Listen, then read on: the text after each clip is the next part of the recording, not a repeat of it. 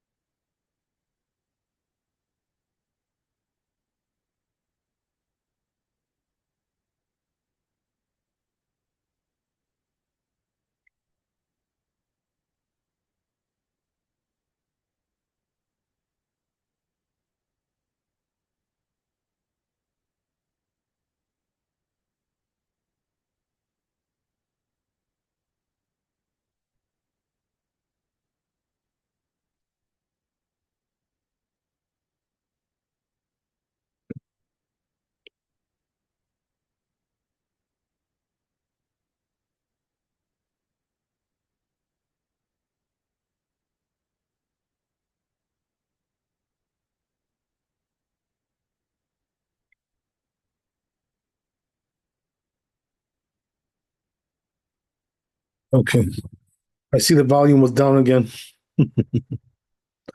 Okay, I just put it up.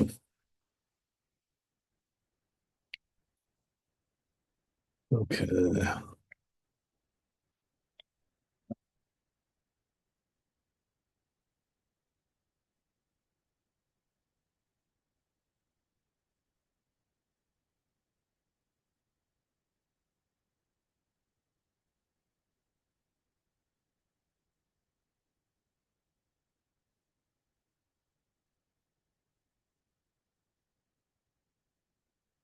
So we were talking yesterday about that whole discussion, right? So I'm just going to review that Shulchan Aruch one more time, and then we'll move on. Just want to get a straight reading on that, right? Clear reading on that Shulchan Aruch, and we'll move on from there. I don't want to spend too much time on this thing.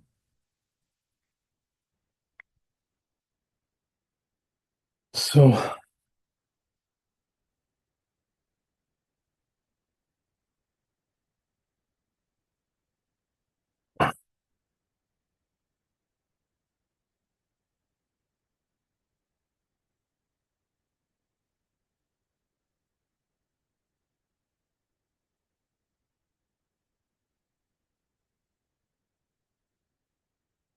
right. So as we said, that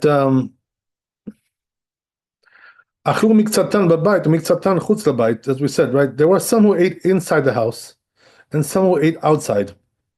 So we said, right? Imam varech Yosef miftan habayit. If the one who's blessing is sitting on the threshold of the house, the entrance, in other words, who must have fun. So he does combine these two groups, right? So as we said, that according to Magen Avraham, Shulchan is the Mishnah Brura. They seem to say, right, the reason why he combines them is because he forms a line of vision between them. Uh, but the truth is that to me, it doesn't seem this way. I think the reason is not because of that. It's because of the fact that he's, in the middle, like in kind of like, uh, it's like in both places and somewhat, in the middle, so like in the middle ground. So he combines them because of that reason. And like we said yesterday, this is like also similar to the laws of minyan, combining in a minyan. So over there, it says something similar there, that if you have two groups of people, right, in two courtyards, and somebody in the middle there, standing there, the Chazan, right? So he combines them also. We said something like that. So very similar to this concept over here. It's almost the same thing. So therefore, right, I think the reason is not because he forms a line of vision. That's not the thing. And I'll tell you why I say that. The reason why I say that is because if it was an issue of line of vision, you could have said it differently. You could have said, well, if they see each other, right, roim elu et elu, like we said before, they see each other, then because there's a door open there. Maybe they see each other, or maybe there's a window open. They can see each other through the windows. So it doesn't say that. So it's not because of line of vision. That's what it seems to me. It's not the issue of line of vision, um, because otherwise there would have been a different way to state that. You wouldn't have to say that the guy who's blessing should be in the middle. That's not really line of vision issue. There's something else. So therefore, I don't think it's because of line of vision. And the reason being, from what I understand, that it's because, as we said yesterday, right? We discussed all these things. Baruch Hashem, we discussed it pretty clear, pretty sharp. We said, right, that since one group is outside, one group is indoors, so they don't combine because they don't have a common roof over their head. And that's what it is, and that's why line of vision here doesn't really help you. You need more than that, right? And this is the reason why you need that guy in the middle there, right, standing in the middle of both groups. And here also another thing, the waiter doesn't help you either, right? To have a waiter here, it also doesn't work. So the only thing that works is like this guy standing in the middle. That's the only way it works. Otherwise, it doesn't work. So therefore, it seems, that it's not a line of vision issue here. It's something else altogether. There is here a biur halacha. Let me just see what he says here, and we'll move on.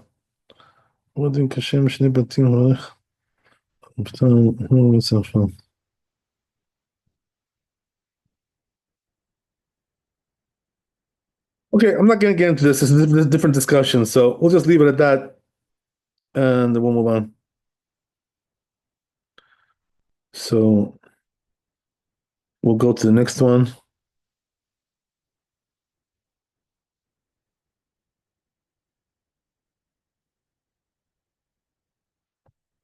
But anyway, as we said, right, according to the Magen Avraham Mishnah Brura, the issue was because of line of vision. That's what it is. That's what they're saying. That doesn't seem to me that way, but that's what they say. Um,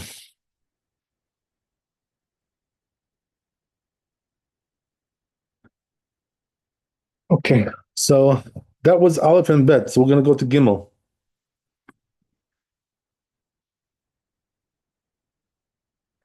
Yes, this. I think this is the last one here. This chapter is fairly short. So it says over here, כתוב תוספות, it says תוספות, לכל אחד דמצטרפין שתי חברות צריך שישמעו ברכת המזון מפי המברך. Oh, so he says, whenever you have, he says, that two groups are combining one with the other, they have to hear the Birkat Hamazon from the person who's blessing. So, what does he mean to say by that? From what I understand, he's trying to say like this, right? That everybody's got to hear this guy, that they have to have enough proximity to hear him.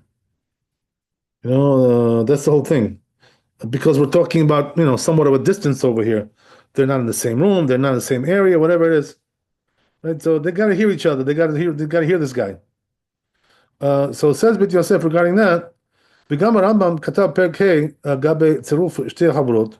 The Rambam says, right, also in the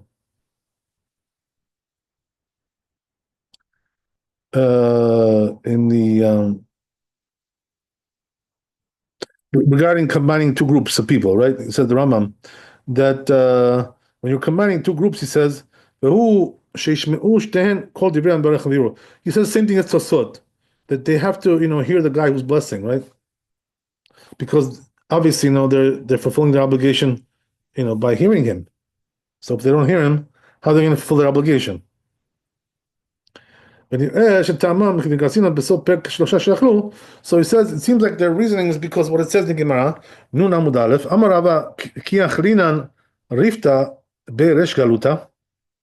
So it says there that says over, right, Rava, that when we ate a meal in the house of the Resh Galuta, Mivrachinan tlata tlata. So he says we would do 3 by 3, right? So we always learned this Gemara, if you remember, right? That they would split up into groups of 3 by 3 when they were in the house of Resh Galuta, right? And we gave reasons for that, why they did that. Benifku bibirkata de Resh Galuta. So Gemara asks over there, right? We already went through this, but we'll go through it again. So it says, right? Why don't they just listen to the Resh Galuta and fulfill their obligation from him? So he says, because it's noisy, not everybody hears that. That's the problem. It's like a big gathering, big party, big bash. ומשום דבשתי חברות אב שטובה כתבוה לגבי שתי חברות. So he says, because, when you have two groups, also like it's similar to that, there's a problem of hearing one the other, right? So they said with two groups, the Rambam, אבל אין הכי נמי, בחבורה אחת נמי צריך שישמעו. So he says, but the same thing also would apply to one group as well. In other words, they still have to hear this guy, right? No matter what. So it doesn't really matter. מפי המברך, וכבר כתבתי בסימן קצ"ג, שנראה לי בברכת המזון לאו דווקא. So he says, right, I already wrote in different chapter 193 that it's not only ברכת המזון, but also לאו דווקא, אלא דאין צריך שישמעו מפי המברך, אלא ברכת המזימון. Right, so he says, it's not really the Birkat Hamazon that they have to hear. They have to hear the Zimun. That's what we're talking about. Right? Because the Birkat Hamazon, they can do themselves. As we said, right? They don't need a group for that. Right? But the Zimun needs a group. So when it comes to Zimun, you do have to hear each other. They have to hear that guy, right? Who's just saying the blessings, right? Reciting the Zimun. That's what we're talking about. Okay, great. So let's move on. Um,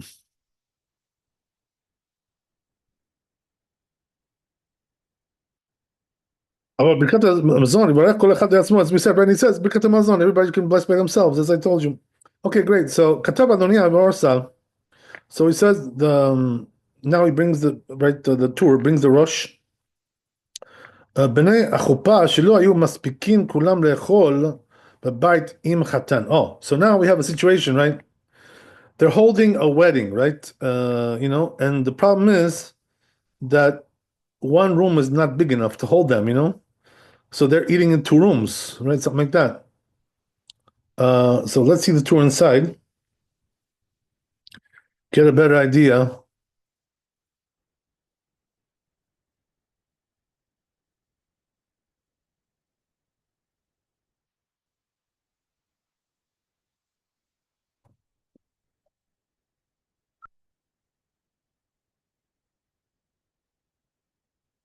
So it says like this.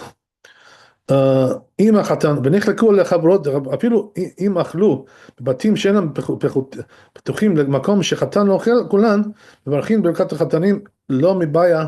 Wow, look what it says, interesting. So he says, right, that even if they divide it up into several groups, this wedding party, right, wedding reception, whatever, right? And so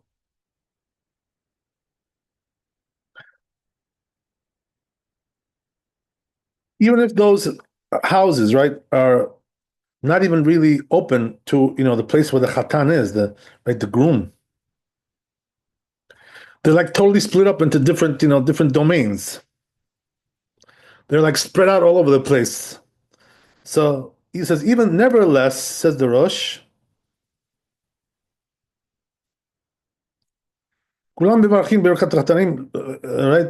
They still do, right? They're still like considered to be one group when it comes to Zimun. That's what he says. I don't need to tell you in the case where the waiter, right, combines them, as we said before, right? Where he walks around from place to place, right? He combines them. Says not only that, but even if the waiter doesn't combine them,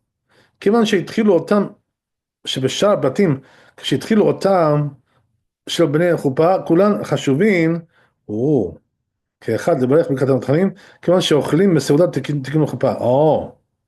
So he says, that's not the reason. It's not the waiter. Okay, don't blame it on the waiter. Right? So then what's the problem? The problem is not the problem, but the solution, right? The thing is that he says that since they started together, to eat as a wedding reception, that was their whole thing. That was the whole program there.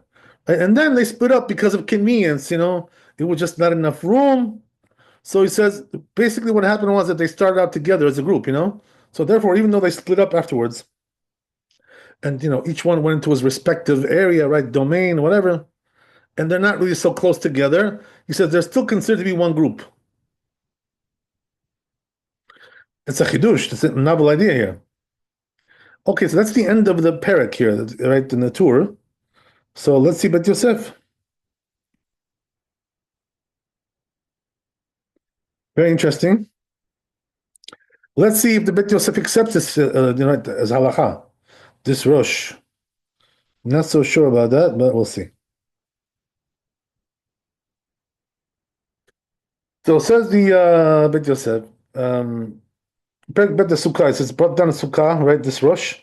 אבל הגאות והאמנון, but this rabbi, כתבו בפרק ב' בהלכות ברכות בשם הסמ"ג, שריצבא הורה לברך ברכת החתנים בבתים פתוחים לבית של קהילת חתנים שם על ידי הצירוף שמש, ואף על פי שאין שתי החברות יכולות לראות, לשמוע ולברך.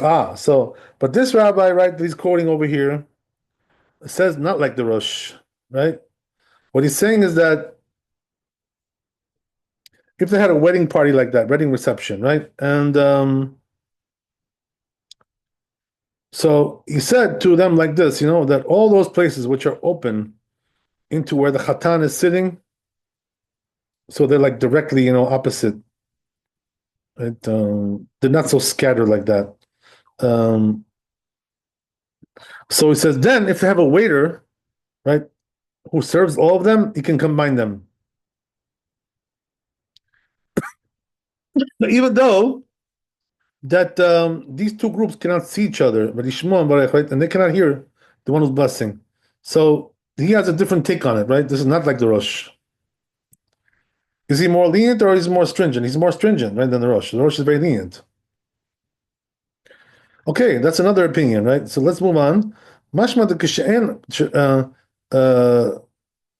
Shemash Mitzarfan. So it says, right, that it comes out from this one, Bet Yosef, right, deduces from here that if the waiter will not combine them in this case, then they're not going to do zimun. Right? Look what he says, right? That he says, halakhically speaking, we can rely on the Rosh, he says. Oh, well, there you go. Hmm. So he does want to rely on the Rosh over here. I see.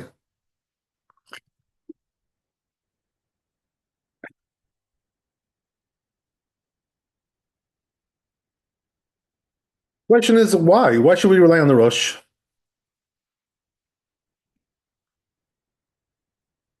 That's the question.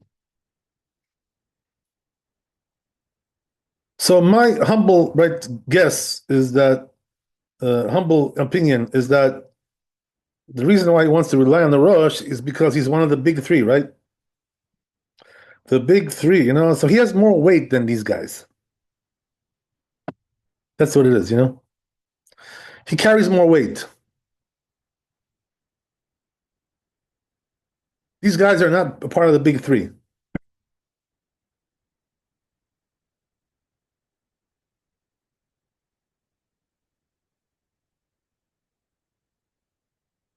I don't know if I ever told you guys this, but when the Bet Yosef wrote this work, right? The Bet Yosef, when he wrote this, there was some, rabbis who, didn't like this, methodology that he was using, the system that he made.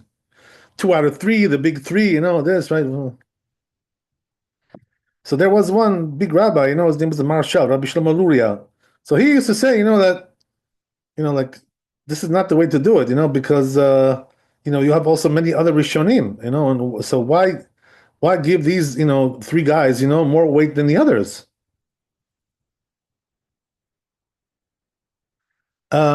So, but I heard some good answers on this, from right some good rabbis.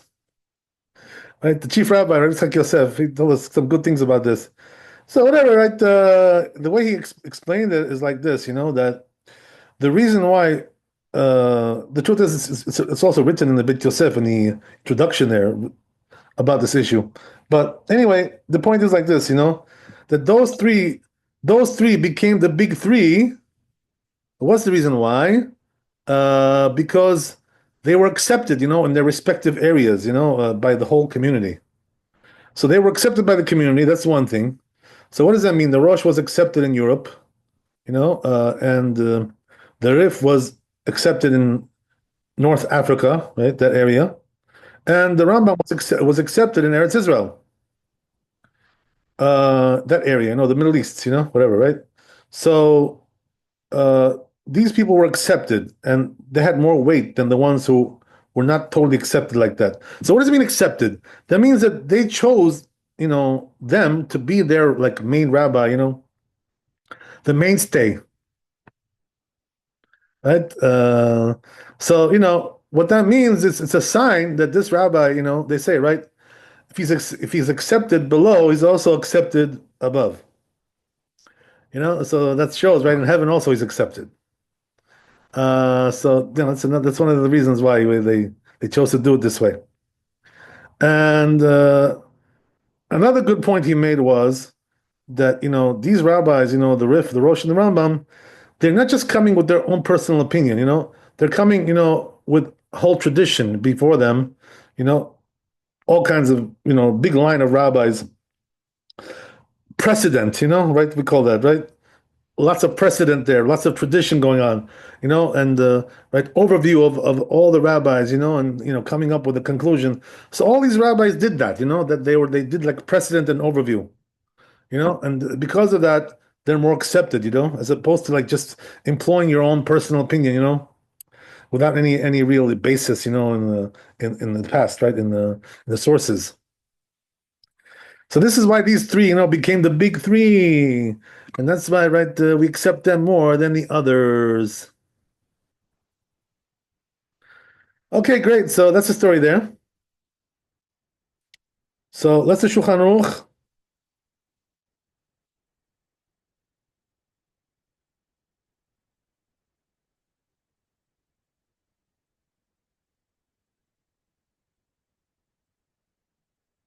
So say Shulchan Aruch like this.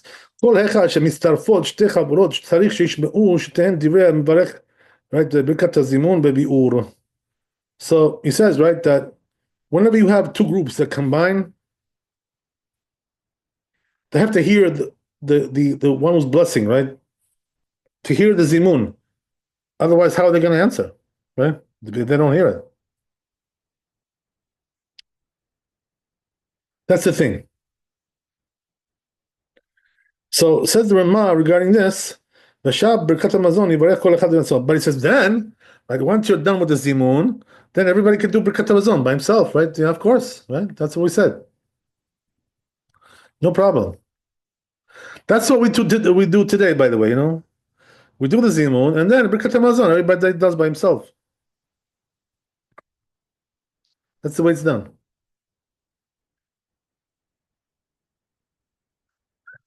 Okay, great. So furthermore, he says, אבל אם ירצו שהמזמן יוציא כולם, צריכים שישמעו כל ברכת ברכת המזון, ולא זה לא יצאו כלל, right? So he says, but if they want to do it this way, right? In other words, to hear the Birkat Hamazon from the main honcho, right? The host, whatever, right?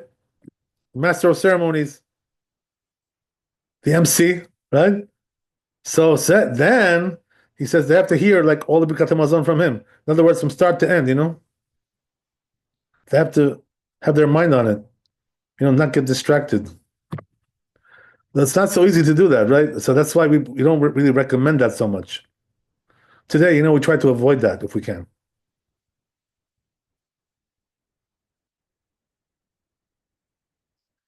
Okay, great. That's it. We're done with this chapter. So we'll go to the next one. Kuf Tzadik Vav. Let's see what we can find.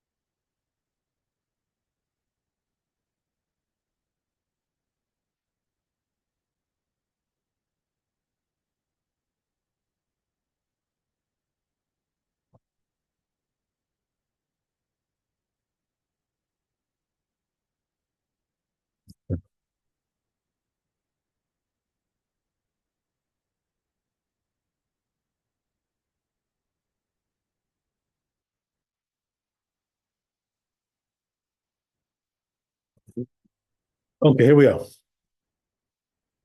This is an interesting subject here. Good to know these things. So I'll tell you what it says here.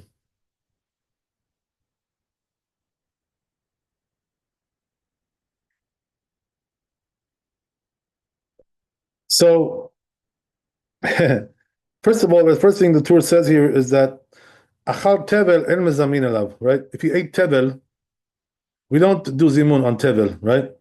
So, you know what's tevel? Anybody know?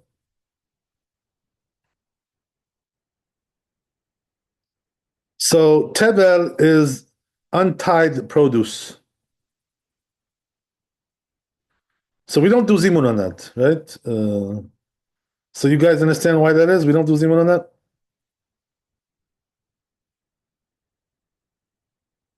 So the answer is because it's not allowed to eat that stuff, right? Without taking the tithes. You can't eat it.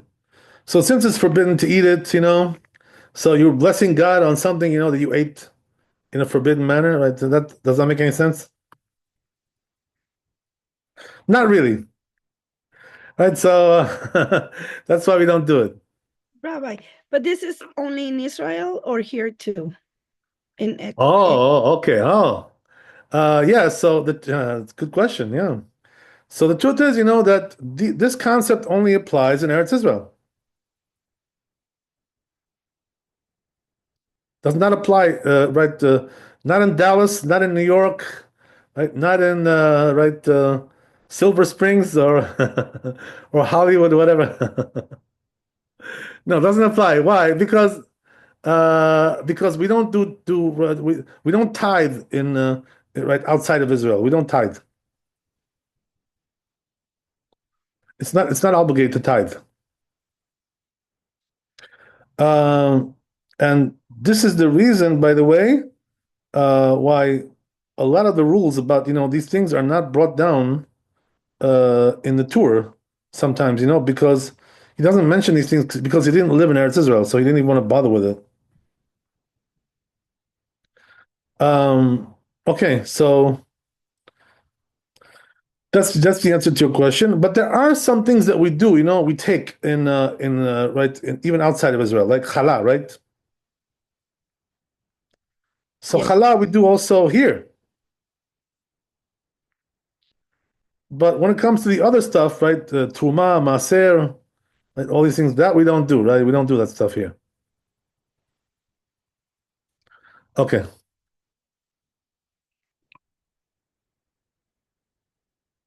Thank you, Rabbi. God bless. So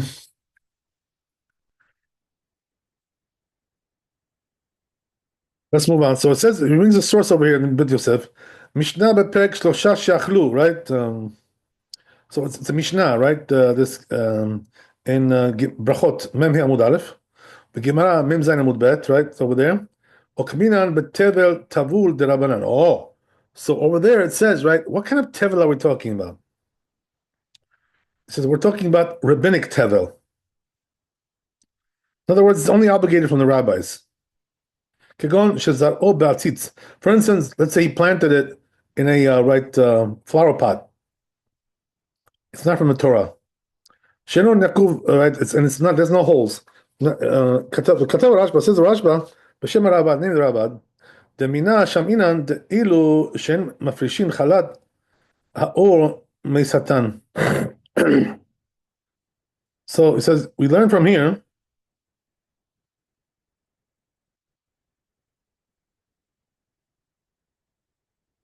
that those who don't separate, right? Hmm. Right. Whoever, yeah, exactly what we just mentioned, right? Whoever doesn't separate challah from the dough, אף על פי שאינה אלא בדרבנן אין זימון ביניהם. Look what it says, right? Oh, so if they didn't do challah, there's no zimun, he says. Oh boy. Oh, there you go.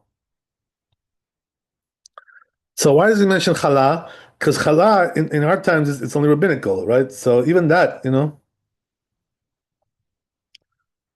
we don't do zimun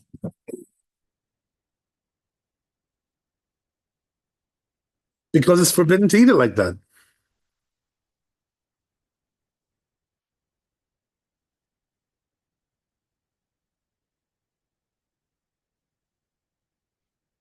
Okay, so let's move on. So he says, "Katav Rambam she'en mevarchin alav lo b'tchila velo b'sof." So it says we don't bless on this, right? Whether it's beginning or end.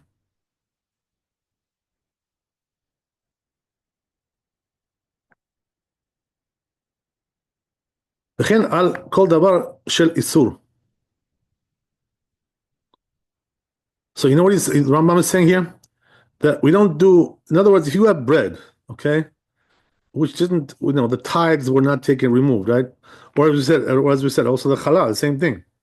So it says we don't bless on it hamotzi in the beginning, and also we don't do birkat hamazon in the end. Look what he says, incredible. You can't bless God for forbidden foods. That's the whole thing, It's a misnomer.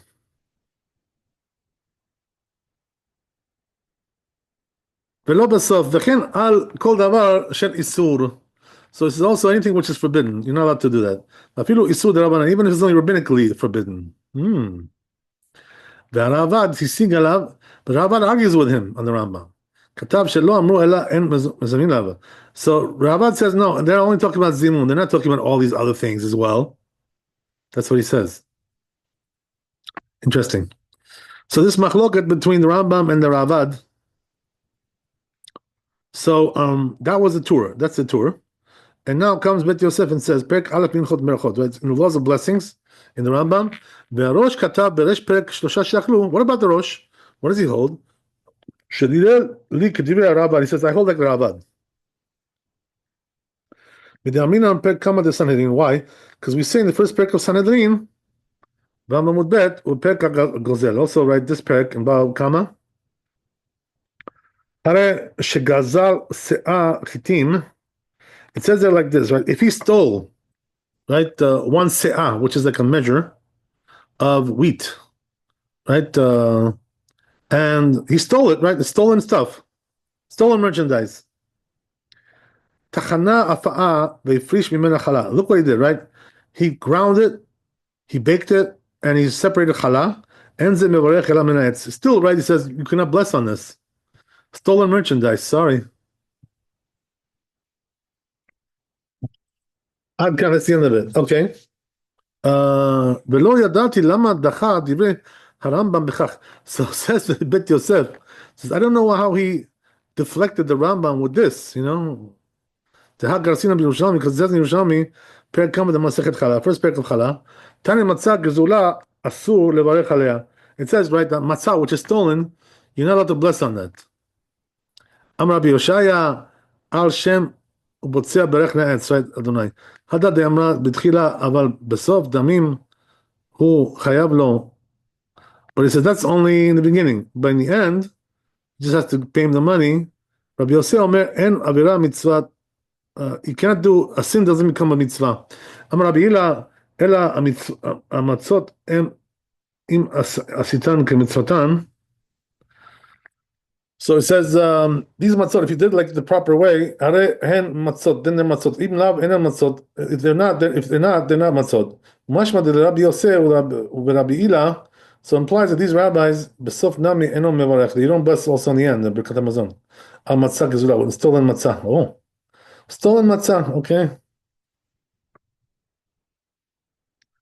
all right, that's good.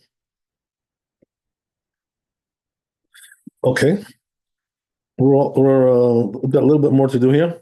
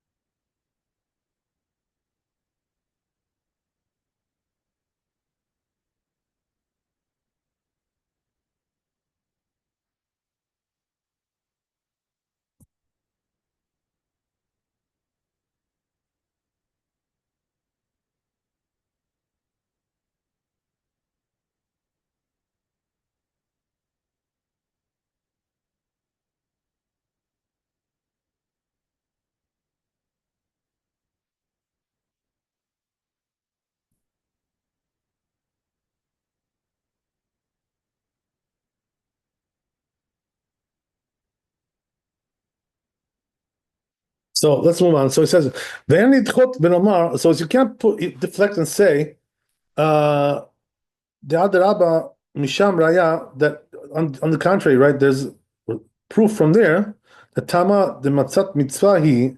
The reason is because it's Matzah Mitzvah.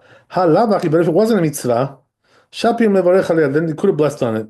The Ikar Memar the Birkat Hamazon Nami Mitzvat he. So we could also say, right, that Birkat Hamazon is also mitzvah.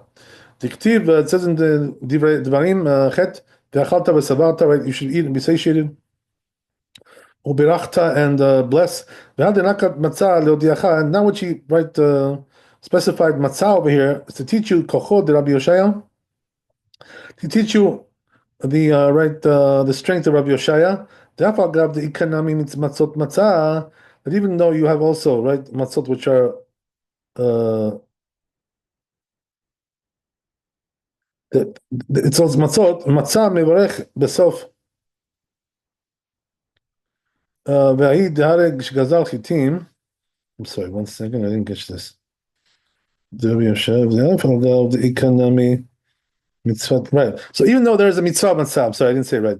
Even though there's a mitzvah matzah, mevorech besof, he blesses in the end Birkat Hamazon. Ve'ayid dehareg shgazal chitim, and he says that case where he stole the wheat. Namekidibri Rambam, that comes out like Rambam. He says the fum nusched idan, according to our text shekatu ben.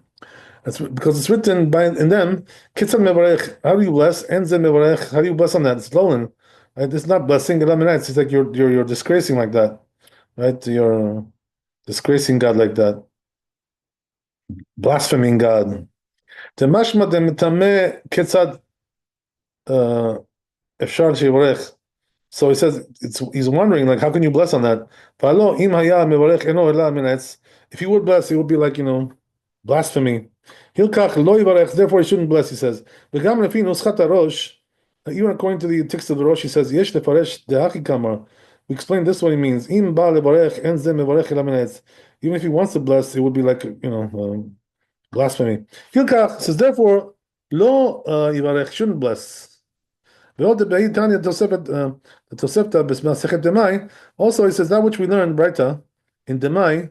Ki yotze bo lo yoshit Israel ever min achai livnei Noach. Oh, another thing, right? He says is that a person shouldn't give a living limb, right, to a Noahide, right? What's a Noahide? A goy, right? Why am I giggling? Because I get asked this question like 1,000 times. Same thing. They ask me, "Oh, Rabbi, what about a Noahide?" I tell them, I said, I always the same answer I give them. Noahide is a guy. What do you think? It's a different classification or something? I don't know. I don't know why people think these things. I don't know where they get this idea from. Like it's so funny, because they think like because you call yourself a Noahide, like that makes you into a righteous person. Just because you call yourself something doesn't make you righteous. You know? I don't understand these people. I don't get it. So, Kavod, what makes a Noahide righteous? Doesn't he have to follow the 7 laws? So, yeah, you're right. Of course, So, what I'm trying to say is like this, right? That the word Noachide means he comes from Noach, right? He's the son of Noach. So all the goyim are Noachides. That's one thing, right? But here's the thing that it's not what you call yourself, it's what you do. You know what I mean? So doesn't mean just because you call yourself a Noachide, you could be the biggest Rasha, and call yourself a Noachide. Does that help you? You understand what I'm saying? Because most people follow the 7 laws of Noah. So most people in the world follow that. Well, let me tell you something about that. So that we call it. So Noachide is anybody who comes from Noach. So every goy is a Noachide. Okay, that's one thing. Thing number 2 is we don't know what these people do behind closed doors. They could be the biggest Reshaim. How do I know? You call yourself a Noachide, so what? It's like, what do you call it? Some mafia guy, John Gotti, he calls himself a tzaddik, So that means he's a tzaddik? Look, you're still the same Rasha you were yesterday. So that's like, you understand what I'm saying? So that doesn't mean nothing, to call yourself a Noachide. It's so ridiculous. People don't understand these things. Rabbi, so how about a religious Jew? Are they still Jews? Oh yeah, good question. Yeah. So yeah, we speak about that. What do you call it? And I'm going to answer both of your questions, because these are important things to understand. Mhm. First of all, right, the Gemara says, in a couple of places, and also the Zohar Kadosh, you know what they say, right? That the Goyim, they don't keep the 7 laws of Bnei Noach. They don't keep it. In other words, as in general, they don't keep it. And that's a fact, So what does that mean? They sin, they can't control themselves, they're not right. So there's a midrash like this, right? It says that at the end of days, when Hashem, right, brings Mashiach, the redemption, all that stuff, right? So he's gonna come and say, he's gonna put the 10 commandments, right, on the table, right?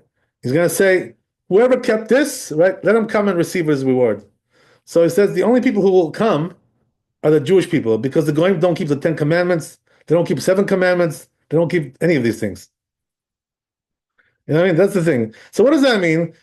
Sometimes they keep it when they're in a good mood, but when push comes to shove, they break it.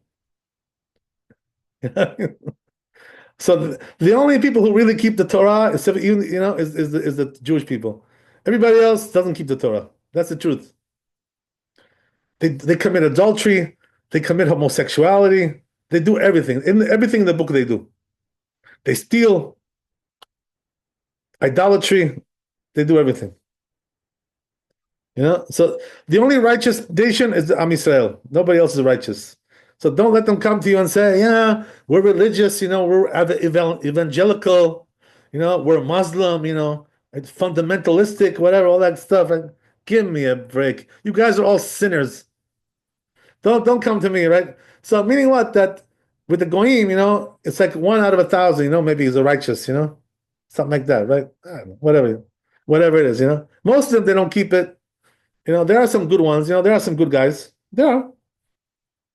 It's true, But even the good ones, amongst them, they don't keep it either, most of them. They don't keep it anyway. So, so I can't tell you, right? So the only person who really knows, what they keep is HaKadosh Baruch Hu, right? We don't know. How do we know what they keep, So just because you called yourself a Noachide, does that mean you keep something? No, it just means, you gave yourself a name. Okay, very nice, I'm happy for you, You're a Noachide. Thank you. God bless you. What does that mean? It doesn't mean nothing. It's an empty, vain, kind of thing, declaration, it means nothing. Worthless. Okay, whatever, right? So anyway, that says, but I'm sorry, your second question was what? Your second question was? Oh, there are many Jews that are not religious Jews.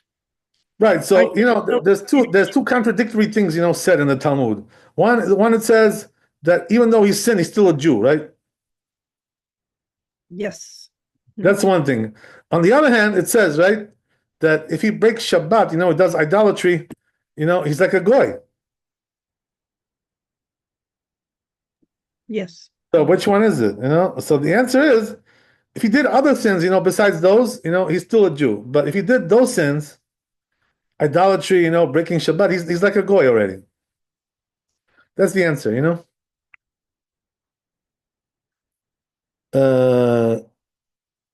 But here's the thing, that there are many later authorities, Achronim, that have said that in our times, the ones who break Shabbat, they're not really so liable like they used to be, because they don't know what they're doing. They don't have a tradition, So, it's a little bit different today than it was before. Not exactly the same thing. They call it secular Jews because they're not religious. They don't know nothing. They don't know anything. That's the thing. So, so we can't really blame them so much for their sins, like in the old days. There are several authorities that have discussed this already. And so where's the truth? With that, where's the truth? Somewhere in the middle. Yes and no. They can do Kind of. teshuvah Yeah. anytime. I'm sorry. They can do teshuvah and return anytime. Yeah, of course they can do teshuvah anytime. That's very true. A Jew, who sinned doesn't need to convert to come back. Mhm. You know what I mean? Yep. That's the way it is for sure. There's no question about that. So they can do teshuvah, come back. And so he's still a Jew in the sense that he can come back. That's also true. So it is what it is. But when it comes to the bigger sins, the big things, they already take themselves out of the Judaism. They remove themselves. There are certain things like that. Okay, whatever. It's a whole discussion in itself. But anyway, so getting back to what we're talking about here. So as we said, right, the Bnei Noach. So here's the thing, right? Says the Tosefta, something important to understand, right? That you shouldn't give a living limb from an animal, to a goy to eat, right? So why is that? Because obviously you're causing him to sin, We're not allowed to cause the goyim to sin, to ask to tell them to do something which is a sin for them. Not allowed to do that. Also, don't give a cup of wine to Nazir, right? He's not allowed to drink wine. Because we cannot give somebody to eat something which is forbidden to him. And also it says we don't bless on these things because they're forbidden to eat. Right? Amen. We don't do zimun and we don't answer amen. So in other words, it seems to go like the Rambam here, right? That we don't do any of these things. We don't bless on them, nothing. These forbidden foods. Amen. So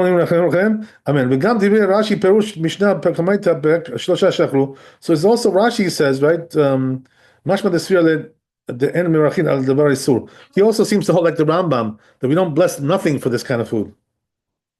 Right? Also Rabbeinu Yonah, Rashba, they hold this way.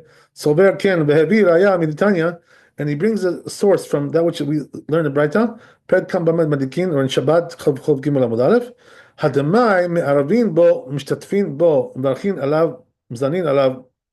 So he says, Demai, right, which we can make an eruv with that and do shituf, right, which is like also eruv, kind of eruv.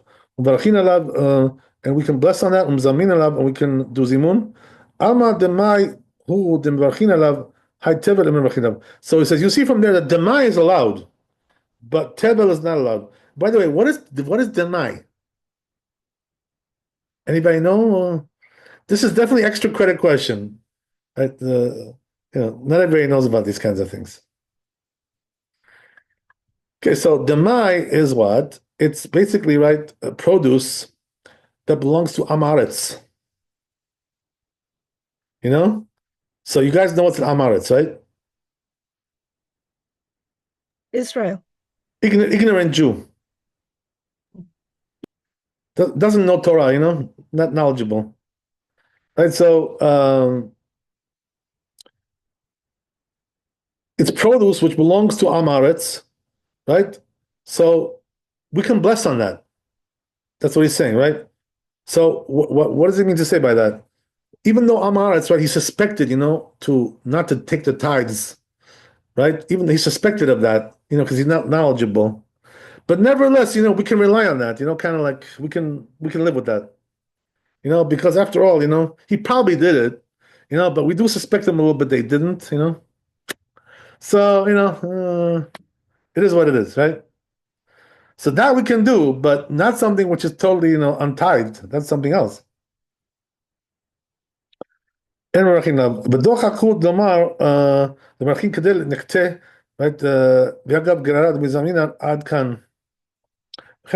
So it says that's the halacha, he says. So what's the halacha? The halacha is, right, like the Rambam, that we don't bless anything on these foods, which is forbidden.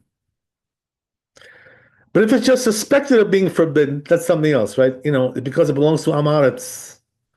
That's already different. We can be a little bit lenient with that. Okay, let's see Shulchan Aruch and we're done, right? I don't want to keep you guys here all night. Okay, so here we go. Shulchan Aruch.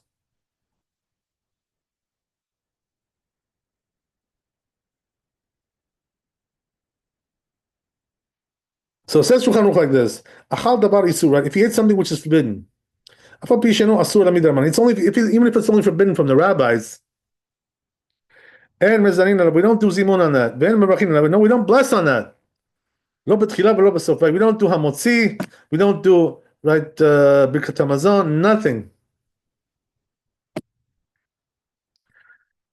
Because when you bless God for something which is forbidden, basically you're blaspheming Him. Right? That's what it is.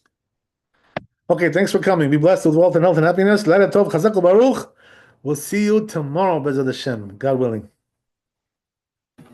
Thank you so much. God bless. Thank you, Rabbi. All the best.